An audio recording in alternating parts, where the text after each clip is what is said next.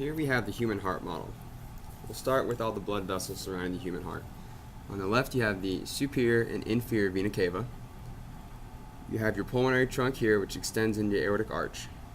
Coming out of the aortic arch you have three arteries: the brachiocephalic, the left common carotid, and the left subclavian. Located below that you have your pulmonary arteries in blue right here. You have your left side here and your right located on the posterior aspect. Further down you have your pulmonary veins with your right here and your left over here located and colored in red. Also on the anterior aspect of the heart you can find your auricles located here and here, which cover the atria. Down at the bottom you have your apex and you have your base located up here at the top. Looking at the cross-sectional view of the heart, we will look at the atria and the ventricles, and also the valves separating them.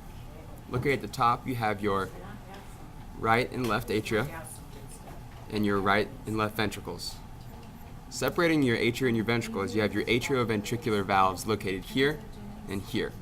The right is commonly known as the tricuspid, and the left is commonly known as the bicuspid. Separating on the other side of the ventricle, you have your semilunar valves, which are located here on the interior portion and here. The atrioventricular valves are controlled by the papillary muscles located down here, and they're connected to the valves through the chordae tendineae. Also right here you'll find your intraventricular septum in between the two, and that is where conduction is carried to the base of the heart. Inside here you'll also find your trabeculae carneae. And you can also visualize the three layers of cardiac muscle: the epicardium, endocardium, and myocardium. Lastly, we'll look at the posterior aspect of the heart.